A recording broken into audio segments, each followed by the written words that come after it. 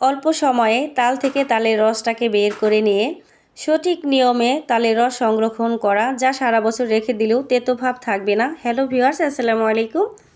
Welcome back to my channel Shabnam daily blog. আশা করছি আমার সকল বন্ধুরা আল্লাহর রহমতে ভালো আছো, সুস্থ আছো। আলহামদুলিল্লাহ, আমিও ভালো আছি।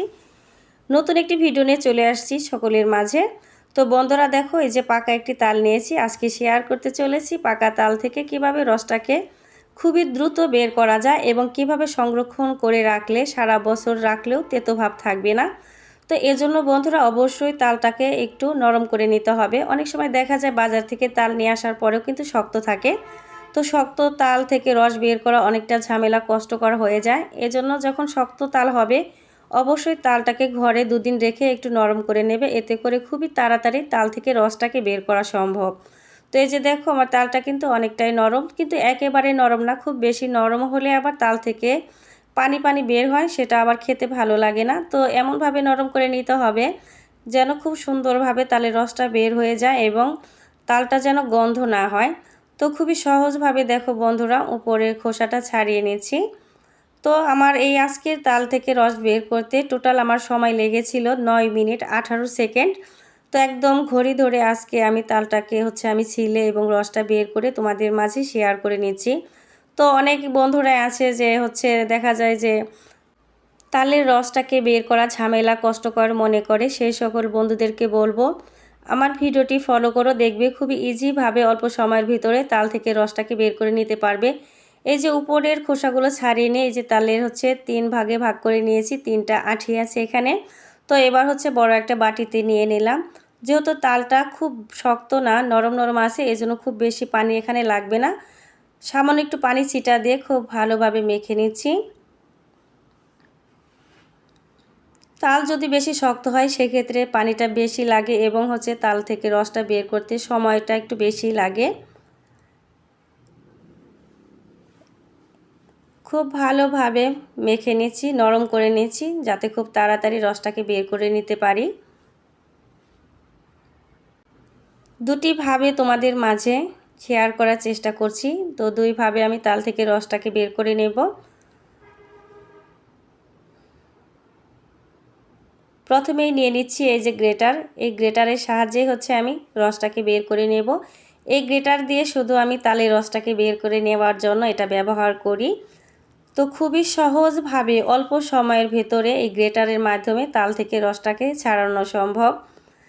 যে সকল বন্ধুরা গ্রেটারের সাহায্যে তাল থেকে রসটাকে ছাড়িয়ে নিয়েছো তারা অবশ্যই জানো খুবই দ্রুত কিন্তু এভাবে তাল থেকে রসটা বের করা যায়। তবে বন্ধুরা, আমরা যেভাবেই হোক না কেন তাল থেকে রস বের করতে যাই, অবশ্যই সেক্ষেত্রে হাতের জোরটা কিন্তু থাকতেই হবে।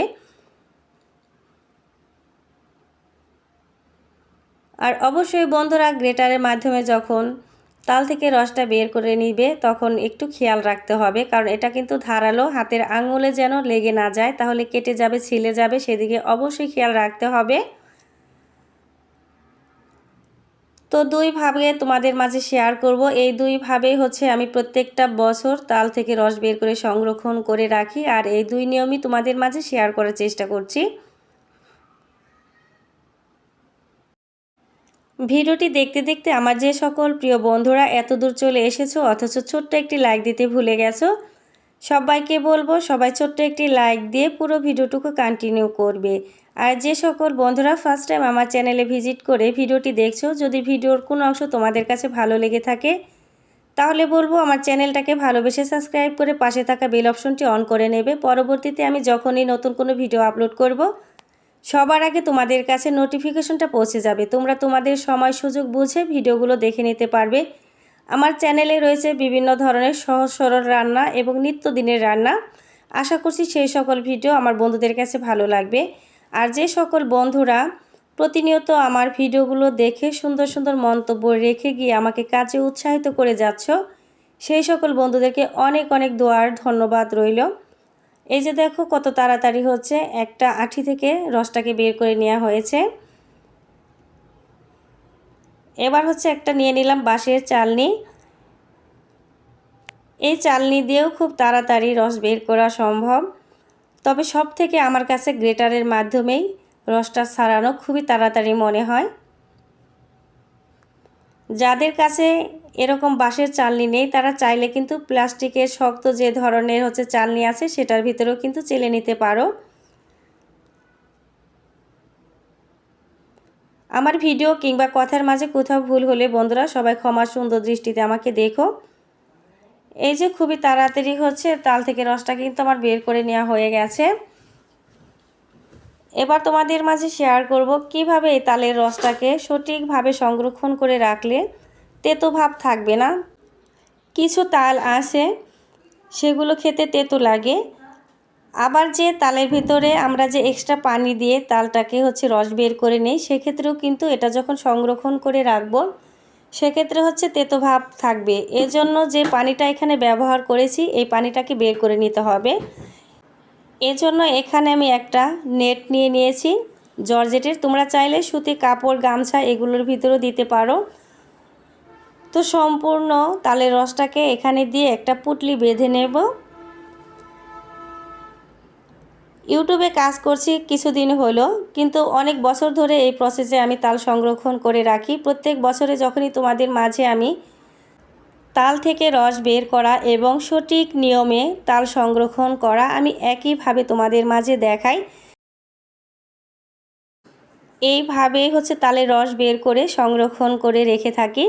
তো এই যে দেখো একটা পুঁটলি বেঁধে নিয়েছি। এবার বেসিংয়ের যে কল আছে সেখানে বেঁধে রাখবো প্রায় 30 থেকে 40 মিনিটের মতো। যেহেতু আমার একটা তাল এজন্য খুব বেশি সময় লাগবে না এবং পানি খুব বেশি ব্যবহার করিনি।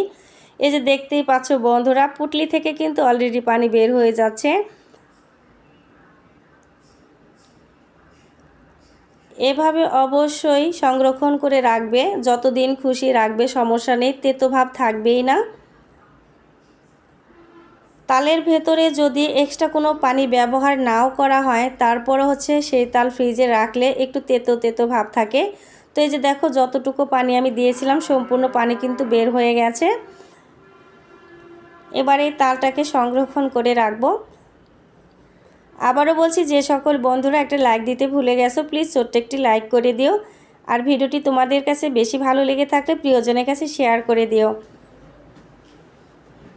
অনেক বন্ধুরাই তাল সংরক্ষণ করে রাখে, আমি দেখি আমার আশেপাশে কিংবা ইউটিউবের অনেক বন্ধুদের দেখি তাদের তাল কিন্তু অনেকটা পানি পানি থাকে। তো এই যে দেখো আমি যেভাবে সংরক্ষণ করছি তালটা কিন্তু একদম এই যে রসটা আঠালো আঠালো ভাব, এখানে কিন্তু এক্সট্রা কোনো পানি নেই। এই তাল দিয়ে যে কোনো ধরনের পিঠা খেলেও কিন্তু ভালো লাগবে। তো আমার বিশ্বাস আমার বন্ধুদের কাছে আমার এই ভিডিওটি আজকে ভালো লেগেছে। তো ভিডিও থেকে বিদায় নিচ্ছি, সবাই ভালো থেকো সুস্থ থেকো, সবাইকে আল্লাহ হাফেজ।